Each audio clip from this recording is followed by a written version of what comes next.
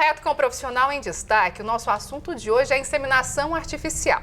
Uma tecnologia que veio para ajudar a multiplicar o plantel, a aumentar a produtividade desse rebanho e também o melhoramento genético. Mas aí é que tá. Tem que ter alguns cuidados na hora de selecionar, de escolher o tipo de tecnologia que vai utilizar na propriedade. Para falar sobre esse assunto, eu estou aqui com o médico veterinário Fernando Thanos e ele vai dar todos os detalhes. Tudo bem, Fernando? Seja bem-vindo aqui ao Urbana Caipira. É uma honra ter você aqui, viu? Muito obrigado, Vanessa. Eu agradeço o convite de estar aqui hoje. Fernando, falar de inseminação artificial é um assunto que envolve vários outros, né? Dentro de um e que pode ser até um pouco polêmico, né? Sim, com certeza. A gente precisa estar atento porque a gente tem hoje no mercado vários tipos de biotecnologias reprodutivas que hoje são de fácil acesso, mas não é porque a biotecnologia existe que a gente vai poder fazer uso dela ou que ela vai aumentar a nossa rentabilidade. Então a gente precisa tomar cuidado na hora de escolher essa biotecnologia porque ela tem um custo. E a gente precisa saber se esse custo a mais que a gente vai ter vai trazer mais resultados ou não para a propriedade. E quais são os tipos de biotecnologias existentes hoje na área reprodutiva? A inseminação é uma, né? Sim, a gente começa a falar basicamente que a própria monta natural é uma biotecnologia, que o produtor precisa ter um critério muito grande na hora de escolher o touro para poder colocar na propriedade, porque se esse touro não for melhorador, ele vai piorar o rebanho do proprietário. Então, assim, a monta natural não deixa de ser uma biotecnologia. É a primeira que a gente usa, de modo geral, em quase todas as fazendas. Um degrau acima disso, a gente começa com a inseminação artificial. A inseminação artificial, a gente tem a inseminação, vamos dizer assim, convencional, que é aquela que a gente observava o cio da vaca durante o dia ou durante a tarde, e aí a gente inseminava essa vaca dependendo do horário que ela deu o cio. A regra fala que a vaca que dá cio de manhã, a gente insemina de tarde, a vaca que dá cio de tarde, a gente insemina na manhã seguinte, certo? Depois, com o aumento de pesquisas e de busca incessante para poder aumentar a eficiência das fazendas, desenvolveram-se protocolos, né, com fármacos responsáveis pela sincronização e controle desse cio da fêmea. Então, hoje a gente consegue, mesmo usando a inseminação artificial, a gente consegue programar uma quantidade de fêmeas para serem inseminadas no mesmo dia, na mesma hora. Então, com isso, a gente vai otimizar o manejo da fazenda, a gente otimiza funcionário, a gente otimiza instalação, a gente otimiza material e mão de obra. Então, a gente consegue melhorar o que a gente já tinha melhorado, vamos dizer assim. Depois da inseminação artificial em tempo fixo, que é quando a gente sincroniza os animais para inseminar, aí começaram o desenvolvimento de pesquisa para mexer com a transferência de embrião, onde as melhores fêmeas, elas são superestimuladas através de hormonoterapia. E aí, em vez dela produzir um embrião e dar um bezerro por ano, essa fêmea ela vai produzir mais do que um bezerro por ano e ela pode ser coletada várias vezes ao ano. Então, a gente pode conseguir aí, antigamente falava-se em 10, 15 bezerros de uma mesma matriz de um ano. E com a mesma qualidade genética que a mãe, né? Sim, sim. A vaca, no caso, vai ter uma quantidade melhor, porque a contribuição genética do melhoramento era muito maior do touro, porque o touro deixava uma maior quantidade de filhos no rebanho, né? E hoje, com as biotecnologias reprodutivas aplicadas à fêmea, a gente consegue um maior papel fundamental da matriz no rebanho. Então, se a matriz não for tão boa, a gente não vai conseguir uma produção tão boa só com o touro.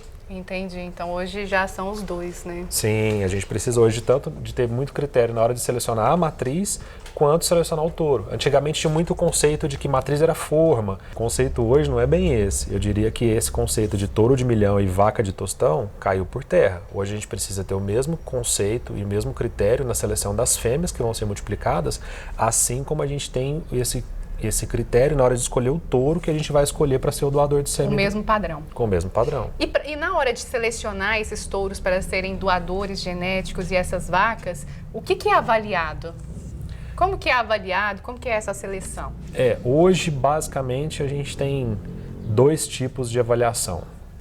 Na verdade, três tipos de avaliação. Você tem a genômica, né, que é uma avaliação do DNA do animal. Você tem a avaliação dos programas de avaliação que fazem uma avaliação do desenvolvimento desse animal e aí vai ranquear esse animal num determinado degrau de uma escala, onde quanto menor o número da avaliação, melhor é esse animal. Então, quanto maior o número da avaliação, pior seria esse animal. E a gente não pode nunca desprezar a avaliação visual. Agora, para o produtor, quando ele fala assim, eu vou utilizar uma dessas biotecnologias na propriedade, o que é importante ele avaliar antes de optar por uma dessas biotecnologias?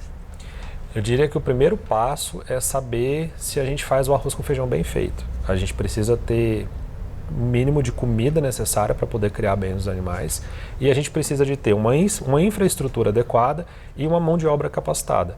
Então, qualquer um desses três pilares que a gente não tiver em equilíbrio, a gente vai ter problema com o sucesso da biotecnologia que a gente for escolher. Então, é importante que tenha uma nutrição adequada e também essa questão do manejo, ter essa questão da infraestrutura também para poder receber esses embriões. A gente precisa, quando a gente fala de manejo, a gente está falando não só de como esses animais são conduzidos, mas a gente está falando de manejo sanitário, esses animais têm que estar com as doenças reprodutivas em dia, a gente tem que ter um controle desses tipos de doença na fazenda, os animais precisam estar sendo bem mineralizados, as pastagens e principalmente a água, que às vezes é uma coisa que o produtor não dá muita atenção, precisa ser de boa qualidade, de preferência o ano inteiro. Então a gente precisa primeiro construir um alicerce muito sólido para depois pensar em dar um passo adiante. Para que essa, por exemplo, se ele escolher, por exemplo, a inseminação a ser feita, seja de sucesso, né? Sim, assim como não adianta nada ele ter uma pastagem maravilhosa, uma água de excelente qualidade, dar o melhor sal que tiver no mercado, sendo que ele não tem um curral coberto. O sêmen, por exemplo, não pode tomar sol. Então, como é que você vai descongelar esse sêmen no sol para poder inseminar o animal no sol? Não dá. Perde. Você vai ter uma redução da sua eficiência, da sua eficácia. Então, a gente precisa pensar em vários aspectos antes de decidir e optar por escolher a melhor biotecnologia que a gente quer implementar dentro da propriedade. Uma dessas biotecnologias que a gente está falando, nós falamos da inseminação, da IETF, né? Sim. Falamos dos embriões, né? E essas outras que você falou. Elas ajudam a encurtar o ciclo de produção, né? Mas pode acontecer o contrário? Sim. Infelizmente, criou-se um conceito, eu diria, mercadológico, que o animal que é de inseminação ou que o animal que é de fertilização in vitro, o animal que é de transferência de embrião, ele é melhor do que o outro que é de monta natural. E, na verdade, tudo vai depender da escolha do material a ser multiplicado. Como eu falei do touro de milhão e vaca de tostão, se a fêmea não for muito boa, por melhor que seja o touro, a produção não vai ser tão boa. E se principalmente a escolha do touro não é bem feita, não é adequada, a gente também vai prejudicar a produção da vaca no final. Muitos produtores acreditam que a inseminação ou qualquer uma dessas técnicas, né, que utilizam na biotecnologia reprodutiva é a saída para o melhoramento do seu plantel, é a saída para, como se diz, a evolução do plantel que ele tem na propriedade, mas pode trazer problemas para ele também, né? Isso daí. Se ele, dependendo da tecnologia que ele vai utilizar, dependendo do que ele vai fazer, pode trazer problemas futuros muito maiores do que a própria escolha, né? Sim, há relatos, a gente conversa com vários colegas que trabalham também no campo com a gente, e a gente sabe que tinha fazenda que, por exemplo, utilizava touro e foi usar a inseminação e não foi bem sucedido e começou a achar que o problema era a inseminação. Então a gente tem que investigar qual foi o problema que aconteceu, porque existem N gargalos que podem levar a um comprometimento dessa IETF ou de qualquer outra biotecnologia, para saber o porquê do insucesso da técnica. As técnicas todas são muito eficazes e são muito eficientes. O problema está no emprego inadequado das técnicas ou em queimar etapas, principalmente. Tem muita gente que acha que porque o animal está gordo, mas não está mineralizado, não tem problema, ele vai emprenhar. Então, às vezes ele pode emprenhar, mas ele pode perder essa gestação. Então, são vários fatores que a gente tem que levar em consideração para tentar investigar o que está levando a não ter o sucesso desejado e esperado. A gente tem as médias de sucesso das técnicas. Então, se a gente está longe, com certeza alguma coisa não está acontecendo na propriedade. Qual que é essa média de sucesso? No caso da IETF, é considerado uma média de sucesso em torno de 50%. No caso de transferência de embrião, chega aí nos 45% para 50% também. Na FIV, a média nacional ainda continua em 35%. Não sei te falar a respeito da clonagem o que é que seria de média de resultado, mas eu sei que se transfere, acho que 50 embriões para conseguir um animal nascido no final. Então a eficiência, no caso da clonagem, é baixa porque existem vários fatores que vão aparecendo durante a gestação e os animais vão perdendo as gestações até chegar no termo final da gestação. As biotecnologias reprodutivas, né, tem vantagens, né, como você falou, tem muitas vantagens, tem as desvantagens, né? Quais são elas? Bom, as vantagens eu diria que a gente pode otimizar mão de obra e instalação, a gente pode conseguir padronização maior dos animais, a ideia é que a gente consiga fazer um melhoramento genético da produção, né, utilizando animais melhoradores, tanto machos quanto fêmeas. Hoje, com o sêmen sexado, por exemplo, a gente pode direcionar a produção da mesma fazenda, a gente pode aumentar a quantidade de machos que a fazenda pode ter, né, usando o sêmen sexado de macho, ou a gente pode aumentar a quantidade de reposição de fêmeas, usando o sêmen sexado de fêmea. Né? Fazendas que trabalham com leite, por exemplo, elas não têm muito interesse no macho. O macho representa um custo para ela. Então, as fazendas de leite trabalham mais com sêmen sexado de fêmea para produzir uma quantidade maior de fêmeas para repor o rebanho e para diminuir o custo de manutenção do macho, que esse macho vai ser uma receita muito cara para a fazenda. Ela tem um custo muito grande com esse bezerro e na hora que ela vai vender esse bezerro, o que ela gastou praticamente para manter ele até a hora de vender, quase que ela não consegue tirar para trás. Então, as vantagens são inúmeras, a gente tem várias realidades de mercado, a gente hoje tem comercialização de genética, a gente pode vender embrião e os prejuízos eu diria que seriam escolhas erradas. Tá? Se a gente escolhe um touro errado, por exemplo, um touro que tem problemas de habilidade materna, que as filhas dele são ruins de leite, então se você usar esse touro em todo o seu rebanho, você compromete toda uma geração da sua fazenda. Os machos você pode mandar para o abate, mas e as fêmeas que vão ficar, que são filhas desse touro? Você vai ficar com elas? Você vai jogar essas fêmeas no mercado ou você vai descartar essas fêmeas? Então vai ser uma geração que você vai ter na fazenda que você vai estar perdida. Então a gente precisa de muito cuidado na hora de escolher o touro para não cair numa cilada dessa. É importante também que o produtor tenha uma gestão de tudo isso, né, para que ele possa fazer a escolha certa, né, igual você está falando. Sim, de preferência que o produtor consulte alguém da sua confiança, um técnico especializado com bastante experiência na área, no segmento, para não cair em ciladas. E hoje, qual que é o maior desafio? Você como veterinário, você já acompanhou várias propriedades, vários produtores, vários criadores, né? Qual que é o maior desafio hoje que o produtor enfrenta, tanto o produtor como vocês que chegam lá para poder fazer esse trabalho? Eu diria que, infelizmente, a gente não valoriza o produtor rural hoje no Brasil. O produtor é tido como vilão, que é ele que é responsável pelos alimentos caros, é ele que é o responsável por um monte de situações que a gente está vendo por aí.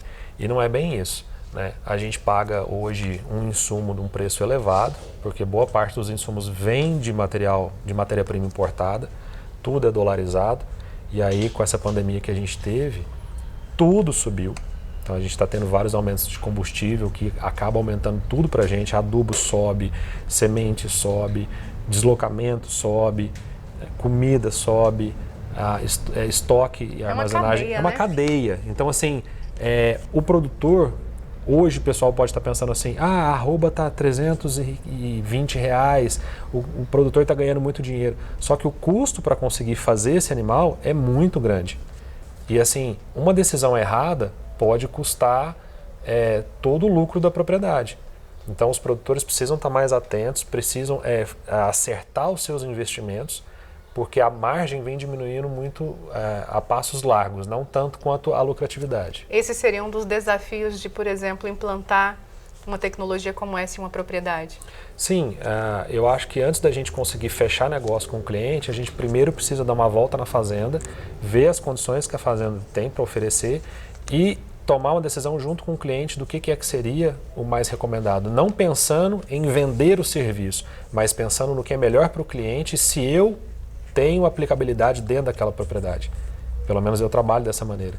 Então, às vezes, o cliente chega para mim querendo mexer, eu queria fazer embrião, e eu olho e falo, olha, não tem condição.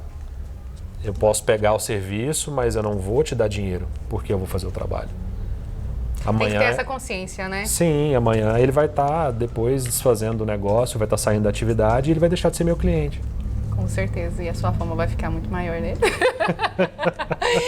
E olha só, Fernando, essa é uma das dicas, né, que você deixa aqui para os nossos telespectadores, espectadores, produtores, criadores, né? Primeiramente, fazer uma análise da propriedade e buscar um profissional qualificado, né, para poder fazer isso. Sim, a gente tem que, hoje com a internet é muito fácil, a gente consegue conversar, trocar muita informação. Hoje a informação está disponível de fácil acesso, a pessoa consegue trabalhos científicos para poder ler, para poder tentar entender, para se embasar. Hoje tem muito curso online, tem muita palestra online que a pessoa pode usar para se informar. Então conseguir achar um profissional da sua confiança, se informar, apertar o profissional que você escolher, fazer pergunta, questionar. Não é para testar, mas é para poder entender como é que funciona o processo, para você sentir segurança e tomar a decisão de fazer aquele procedimento.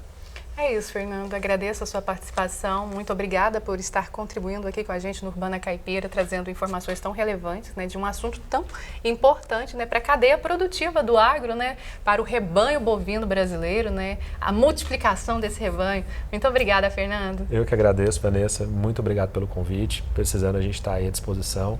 Muito obrigado a todos vocês. Eu que agradeço. E você que está nos acompanhando, segue a gente aí nas redes sociais. Vanessa Ferri e Urbana Caipira. Tem também o nosso canal do YouTube. Se inscreva no canal, deixa seu like, compartilhe esse vídeo. Ajude a gente aí nessa empreitada e também pode deixar a sua sugestão de assunto. E a gente vai ficando por aqui.